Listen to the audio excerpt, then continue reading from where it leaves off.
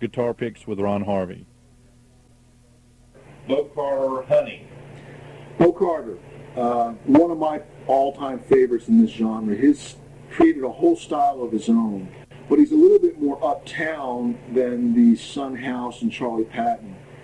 He actually was a member of a group called the Mississippi Sheiks, which was a very popular recording group during that time, and played what has been referred to, I guess, more as Holcomb music, which is kind of a combination of the black music of the time and also the white music of the time.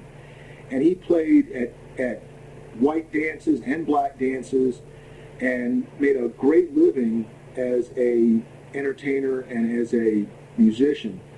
He recorded under the name Bo Carter.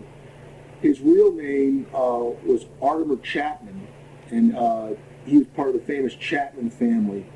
And he recorded under Bo Carter and didn't really perform much as Bo Carter, but just recorded songs.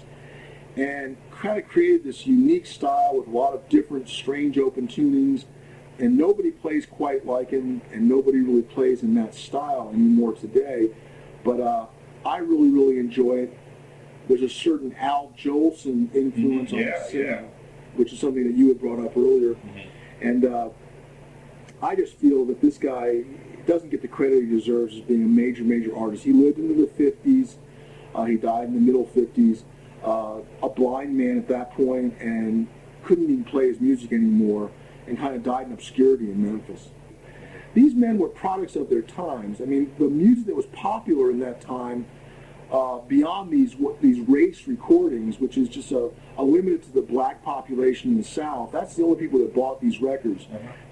Gail Dean Wardlow is a man that kind of went around and searched out this music throughout the 1960s and he would go to the houses and ask for the lady of the house, because it was found that the lady of the house would be the one that did the buying of these records, and would often be the person in the 1920s and 30s that actually would, buy the 75-cent records. Were very expensive at that time, and they may still have a collection, and he would offer them money for it in the 60s, and they would sell them his records.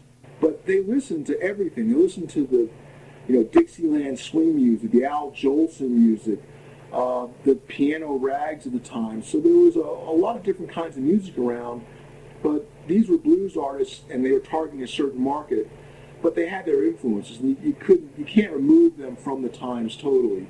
It's not just plantation work song music, it's also influenced by the music of the era.